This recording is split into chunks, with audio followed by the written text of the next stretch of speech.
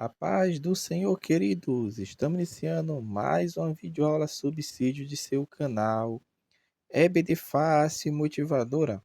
E na aula de hoje nós estaremos comentando a lição de número 3 das lições bíblicas jovens, que tem como título Um Coração Protegido. Nós estamos dando prosseguimento aos nossos estudos bíblicos deste trimestre, o qual estamos comentando o tema Alcance um futuro feliz e seguro. Conselhos de Salomão, no livro de Provérbios. Um convite à sabedoria e às promessas de proteção. E hoje chegamos na lição de número 3. Um coração protegido. Então, nesta lição, nós focaremos no capítulo 4 do livro de Provérbios, porque como tema do trimestre estaremos estudando os provérbios de Salomão, alguns dos provérbios de Salomão, que deixou registrado para nós justamente no livro de Provérbios.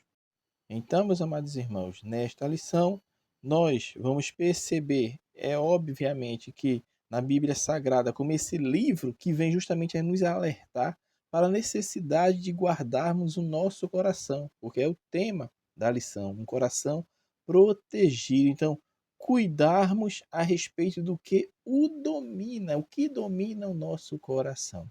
A temática da lição de hoje vai estar dentro deste contexto. Então, quando a Bíblia refere-se justamente ao coração, ela leva em conta toda a nossa vida interior, que pode ser justamente resumida, pode ser sintetizada pelas palavras. Que palavras nós podemos sintetizar justamente aquilo que está no nosso interior, a nossa vida interior? É o pensamento, emoções, sentimentos e a vontade. Então, iremos focar no pensamento, nas emoções, sentimento e vontade. Essas palavras, elas integram o que a Bíblia denomina de coração. E dessa forma é que ele que motiva, na verdade, nosso comportamento, o coração, através dos pensamentos, emoções, sentimentos e vontade. Quer comportamento bom, benigno, quer comportamento mal, maligno. Então, o coração, portanto, meu irmão, tal como ele se apresenta na Bíblia, é o centro da vida do ser humano. O que está entronizado neste centro dominará as demais esferas da natureza humana. Tópico primeiro, o conceito bíblico de coração, compreendendo Provérbios 4. Provérbios 4 traz 3 discursos. O primeiro discurso vai do capítulo 4, no caso, capítulo 4, do versículo 1 ao versículo 9, e vai falar da tentativa do pai em transmitir o amor pela sabedoria ao filho. O segundo discurso é a necessidade de escolha entre os dois caminhos, que está entre os versículo 10 e o versículo 19. E o terceiro discurso é um apelo à pureza do coração, que é os versículos finais, do 20 ao 27. Nesta lição, nós estaremos analisando justamente a terceira sessão, ou o terceiro discurso, que vai falar o apelo à pureza do coração. Então, focaremos justamente neste tema do coração. Aí o autor vai prosseguir falando e vai falar sobre o coração. Na Bíblia Sagrada, duas palavras elas são importantes para compreendermos o conceito do coração. Aí existe uma palavra hebraica que é a difícil pronúncia, mas eu vou soletrar para os irmãos, é L-E com circunflexo, B-H, A com circunflexo e B-H. Se formos falarmos de forma transliterada, seria lebabir. E a palavra grega, cardia, né? Então, essa palavra hebraica para a, a tradução do coração, como é traduzida como coração na nossa língua, no Antigo Testamento ele é um substantivo masculino que carrega justamente o sentido de coração, de mente, de ser interior. Já a palavra cardia, que é a usada no Novo Testamento, do grego, né, cardia, esse termo é usado justamente para designar o pensamento ou sentimentos, ou seja, a mente. Também traz a conotação de sede dos desejos, dos sentimentos, afetos, paixões, impulso, coração ou mente. Mas o que nós queremos falar justamente com isso é que, assim, tanto a partir do Antigo Testamento quanto do Novo Testamento, a palavra coração ela se refere ao ponto central da vida de uma pessoa. E em Provérbios 4 ela aparece exatamente com essa conotação. E algo interessante que nós temos que frisar neste ponto aqui é que desde que o iluminismo veio com seu advento, né, no Ocidente, houve uma cisão, justamente cisão de quê? De emoção com razão.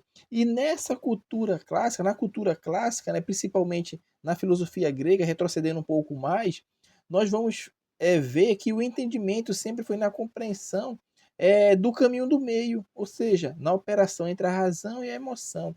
A razão é a faculdade humana, mas a emoção ela também é faculdade humana. E ambas não podem lutar entre si e nem predominar sobre a outra, porque a desarmonia entre a razão e a emoção vai causar desequilíbrio. Então, deste ponto de vista bíblico que nós estamos analisando aqui, o coração é que move a vontade, ele move as ações das pessoas, ou seja, ele é a saída da vida. E o coração ganha justamente essa amplitude na relação entre pensamento, entre emoção, barra sentimento e vontade, barra ação. Então, tudo isso que nós estamos falando é para mostrar que no iluminismo a razão dominou a emoção. E o que nós falamos anteriormente, e quando há um desequilíbrio entre a razão e a emoção, que são duas faculdades pertencentes, inerentes ao ser humano, isso traz problemas, como o iluminismo trouxe. A razão dominou a emoção. Aí o que aconteceu? Aconteceu o divórcio da ciência com a religião, aí surge a popularização do materialismo, advento do positivismo, o ateísmo vem nascendo, ou seja, o racionalismo vem trazendo os problemas. Por quê? A razão está dominando a emoção. Isso causa problema, causou desequilíbrio. Mas o contrário também é verdadeiro. Então, em resposta a esse movimento do iluminismo, que é a razão prevaleceu sobre a emoção, surge o romantismo, bem como o idealismo, que foi justamente a reação natural ao racionalismo. Então, se o racionalismo, dentro do iluminismo, trouxe a razão para dominar a emoção, um extremo sem equilíbrio nenhum, o romantismo com o idealismo também traz um desequilíbrio. Por quê? Porque eles colocam a emoção acima da razão. Isso é outro extremo que vem surgindo justamente porque surge o subjetivismo, surge justamente o sentimentalismo, a idealização exacerbada e a fuga da realidade. Isso causa tragédia na história da humanidade. Dentro do contexto protestante e evangélico, nós também vemos essa tensão entre a fé e a razão, entre a teologia e a experiência religiosa, entre doutrina e presença de Deus. E a história também mostra, meu irmão, que quando o movimento optou pela racionalização da fé, houve uma tragédia espiritual que culminou com o liberalismo teológico que invadiu as igrejas da Europa. Houve o advento de que uma ortodoxia dura e morta, em que se asfixiava a presença do Espírito Santo, os dons espirituais e a realidade pura e simples de uma experiência espiritual. Mas o contrário também é verdadeiro, pois a predominância apenas da experiência religiosa e a predominância apenas da vida emocional e espiritual fez explodir inúmeros movimentos de seitas e expressões antibíblicas da fé.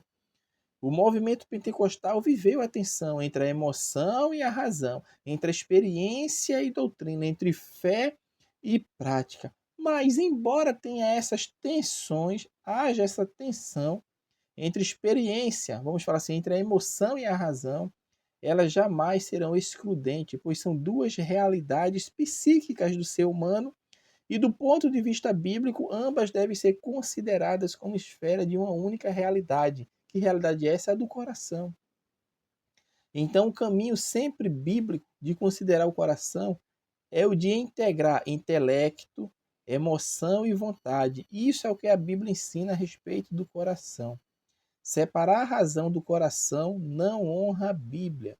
Por isso, no Novo Testamento, Jesus falou que do coração procedem os maus pensamentos, mortes, adultérios, prostituições, furto, falsos testemunhos e blasfêmias. Desse lugar mais profundo do interior de uma pessoa é que as mais importantes decisões transbordarão para as ações dela. Então, por isso, nós devemos proteger esse centro da vida, o coração. Para isso, é preciso proteger o pensamento, é preciso proteger as emoções, os sentimentos e a vontade. Faculdades, estas que formam o conceito bíblico de coração. O tópico 2, o autor vai falar sobre protegendo o coração, o pensamento bíblico. Quando retornamos para Provérbios 4, o sábio inicia o versículo 20, que é onde inicia o terceiro discurso, do qual nós estaremos tratando nesta lição unicamente, esses versículos do capítulo 4. O sábio fala: atenta para as minhas palavras, as minhas razões, inclina o teu ouvido. O versículo 21 exorta: guarda-as no meio do teu coração. Observe que tanto a palavra atenta quanto a palavra guarda denota justamente uma atividade que abrange o processo racional do pensamento, ou seja, é atentar e guardar. É uma faculdade que denota justamente essa atividade de um processo racional do pensamento, essa palavra. Então, elas remetem à ideia de ponderar, ou seja, prestar atenção para o que está sendo ensinado. E esse trabalho de processamento do pensamento, meu irmão, tem a ver com selecionar o que será o centro da nossa atenção. Esse exercício é muito importante, pois o que pensamos inevitavelmente gerará emoções e sentimentos. Nossos pensamentos é o que determina se vivermos segundo o Espírito de Deus ou em oposição a ele. Os pensamentos é que definem nossa postura. Pensamentos bons nos transformam em pessoas boas. Pensamentos ruins nos transformam em pessoas más. Nós agimos de acordo com aquilo que somos. Por isso, se quisermos agir segundo a vontade de Deus, precisamos partir de nossos pensamentos e fazê-los corresponder ao seu Espírito Santo. Então, assim, nós estaremos agindo de acordo com eles. Então, num contexto atual, minha irmã, em que tudo nos estimula a tomar decisões com base no que sentimos somente pelas vias sensitivas do corpo, é importante saber que, tanto na ciência comportamental moderna, quanto na tradição cristã de vida espiritual, o que pensamos impacta diretamente nossas emoções e nosso comportamento. Não é à toa que Paulo, quando escreve aos Filipenses, capítulo 4, versículo 8, ele fala que tudo que é verdadeiro, tudo que é honesto, tudo que é justo, tudo que é puro, tudo que é amável, tudo que é de boa fama, se há alguma virtude e se há algum louvor, nisso pensai. Então, saber escolher o que vamos pensar é trabalho da inteligência, do intelecto, conectado à palavra de Deus. Sim, conforme a Bíblia diz, trata-se de um exercício do coração. Foi Deus quem nos dotou de intelecto para escolhermos o bem, o caminho da vida.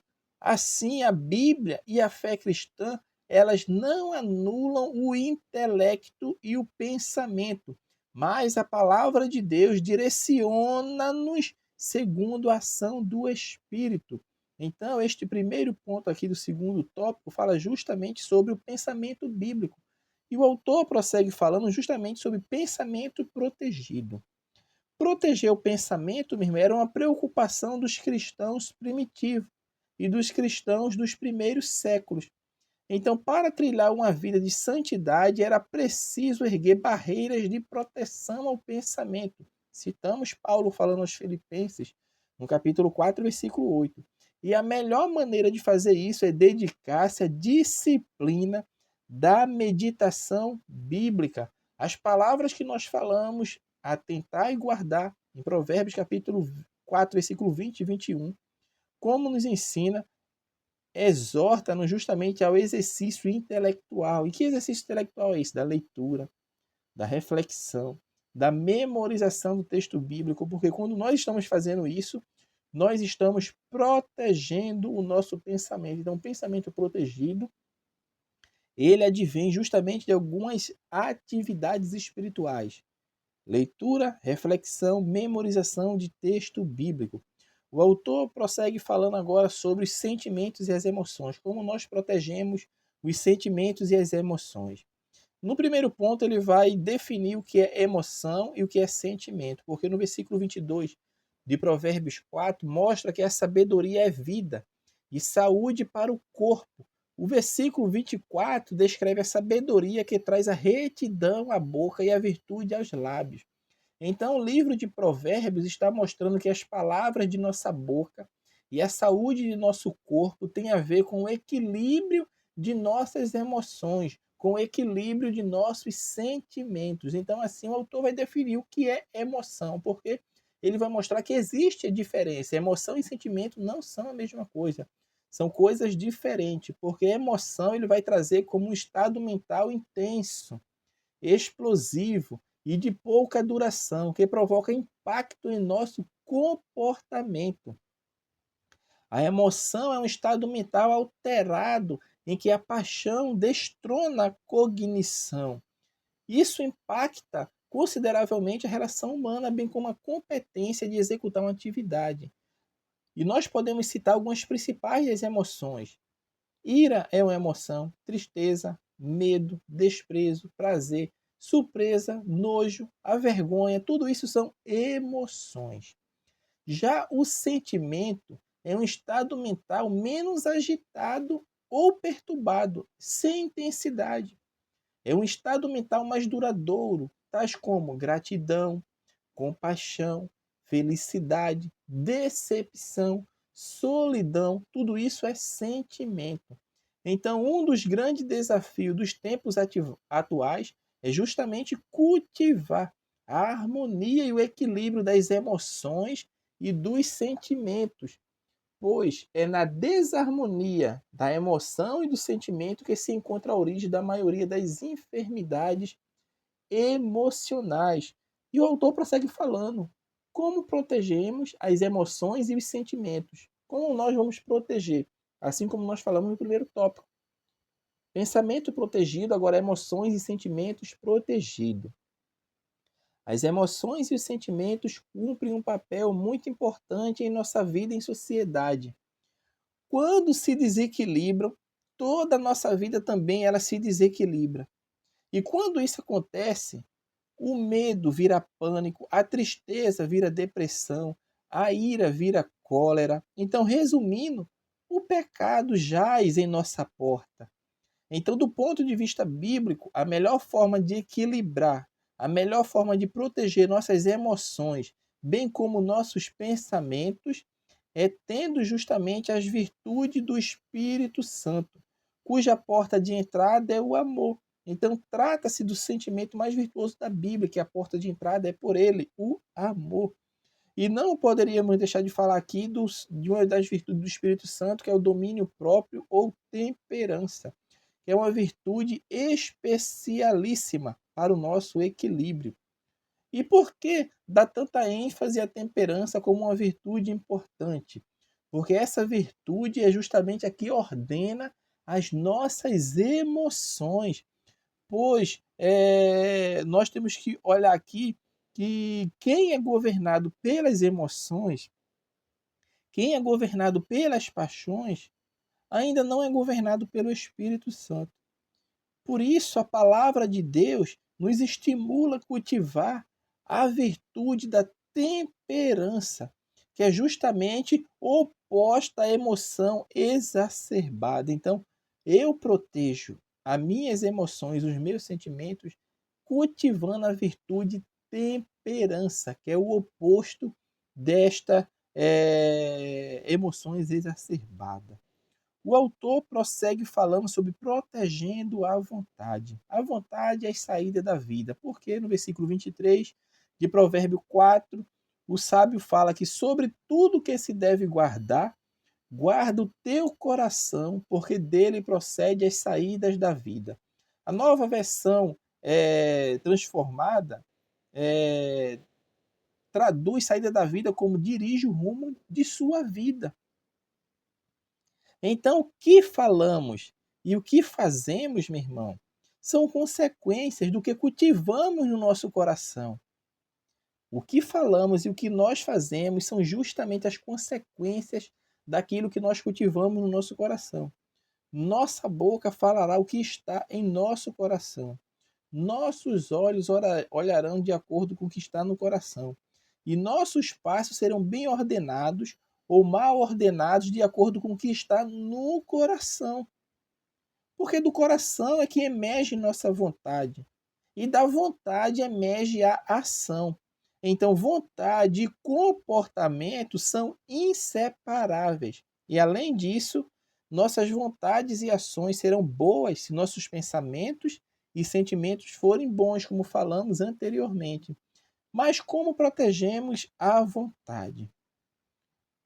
A nossa vontade ela está protegida quando nós plenamente estamos alinhados à vontade do Espírito Santo. Quando está alinhado à vontade de Deus em nossa vida, tudo em nosso coração será bom. Começando pelo pensamento, passando pela emoção e pelo sentimento e chega na vontade, que é quando se expressa em ação. Então, nosso comportamento vai testemunhar um coração completamente imerso nas virtudes do Espírito. E concluindo a nossa lição, nós vimos nesta lição de número 3 que refletimos justamente a respeito do que tem influenciado o nosso pensamento, o que tem influenciado nossos sentimentos e vontade. Ou seja, o que temos alimentado, com o que nós temos alimentado o nosso pensamento. O que temos sentido, o que temos desejado na maior parte do tempo. E de acordo com essas respostas a essas perguntas, de acordo com o que você responder a essas perguntas, podemos tomar consciência se são as virtudes do Espírito que estão ou não nos dominando, ou se, por outro lado, são os vícios da alma que se estabelecem. Provérbios 4 ensina-nos que nossos pensamentos, nossos sentimentos, nossa vontade devem estar em coerência com a palavra de Deus. Então, meu irmão, nosso coração estará imerso no Espírito Santo e nossa motivação terá como inspiração primária os valores do reino. Então, assim, nosso compromisso diário em proteger nosso coração deve ser nos termos do que o salmista escreveu. Escondi a tua palavra em meu coração para eu não pecar contra ti. Então, assim, nós encerramos a lição de número 3. Um coração protegido. Que Deus abençoe os irmãos e até a nossa próxima aula, se assim o Senhor permitir.